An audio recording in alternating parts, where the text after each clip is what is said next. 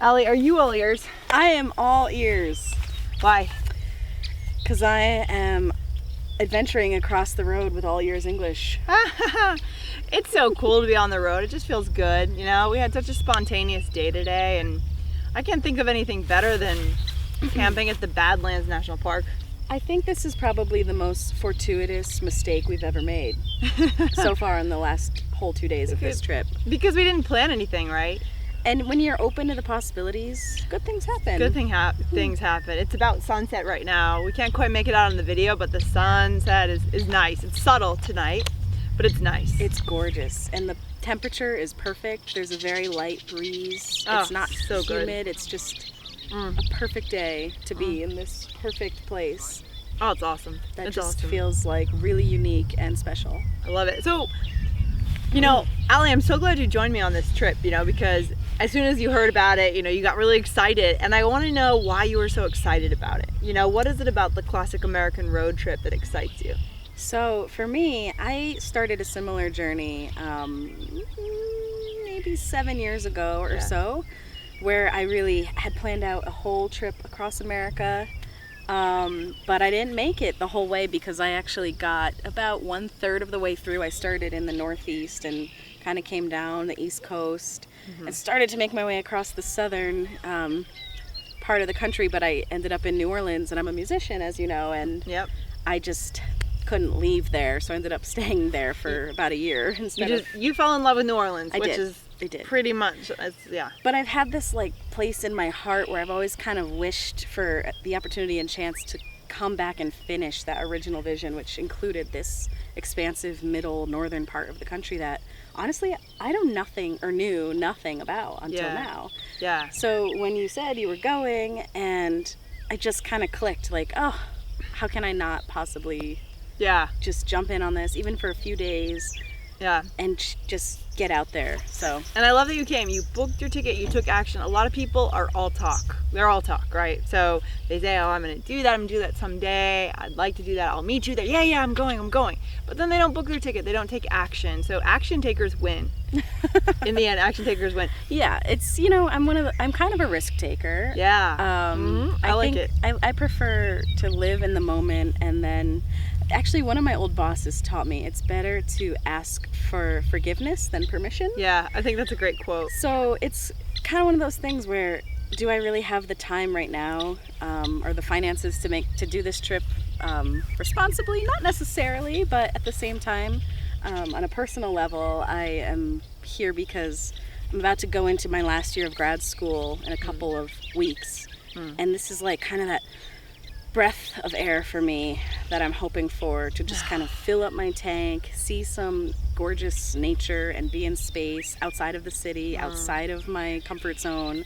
And the air here is amazing. It smells so good. It feels so good. It's just so wide open. I mean, we've done a lot of photos today, but it's incredible. But I want to go back to the classic American road trip. Like, why do you think that Americans are so drawn to the concept of a road trip, of a cross, especially west? It doesn't seem the same if we do like an East Coast road trip, you know what I mean? Like down the coast. Why do you think Americans are so excited, especially on the East Coast, are so excited about going west or going around the country? Like, what's this all about? Like, what is it in our DNA? I think there's some nostalgia there. I mean, if you look at our history and like the original settlers that came here from Europe, and I mean, I'm discluding the Native Americans, which hopefully you'll hear a little bit about because we met some today. We did meet a cool Native American today, But I think it's something where like you kind of come here and like we know in our ancestry it was something that naturally happened, like this desire to explore. And when you're on the eastern seaboard, you really only have, I mean, you can go south, but like going west just feels like the right thing to do for the most part, like a pilgrimage, like just to voyage out there and check out these other things that you don't really know. I mean, I feel like living in Boston and New York, the eastern seaboard cities, we were talking about this earlier, it feels like people are just a little more kind of high strung, you know, and I think part of it might have to do with what we said before, that we're forced into these small spaces. And as we've moved west, you know, you flew into Minneapolis yesterday, started driving west, the space gets wider, and now we're starting to get slightly more hilly, more mountainous. We're in the Black Hills in South Dakota right now, and it's just something about the idea of looking for more space is kind of good for the soul a little bit. Absolutely. Yeah, and yeah. Yeah, I agree. And I think it does have to do too with this kind of curiosity about like the other cultures within the country, and also just branching out, and especially coming from urban East Coast, whether it's New York or Boston, where we're coming from. It's just this sort of like very closed in feeling of familiarity, and it's like, well, what's over there? Let's go. Let's check it out. Over yonder. Over yonder. And I think it's not just that. I think it's also the car culture that we have. We have a major car culture in the U.S. We're not as much of a train-taking society, you know? Absolutely. I mean, you couldn't...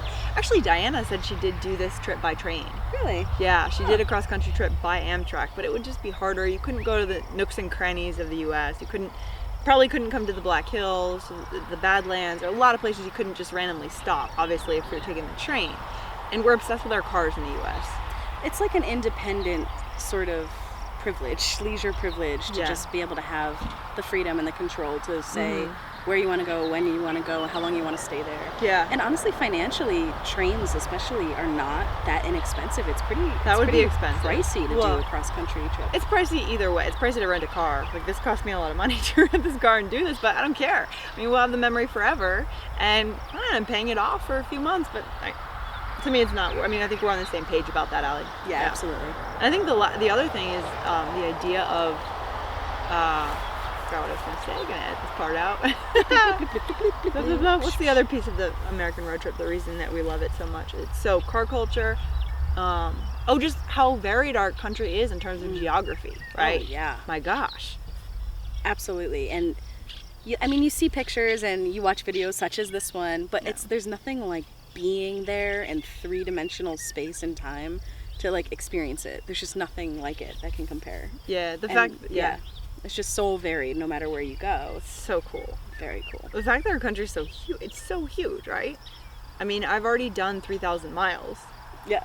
And I'm only in South Dakota. I've gone up into Michigan, but there's just so much to explore. So it's a combination of our history, kind of the values of independence in American culture, and I think just a combination of things that we enjoy that make a lot of people do have this dream. Yeah. And the ones who book their tickets get to do it. Yeah, here we go. Cheers to that.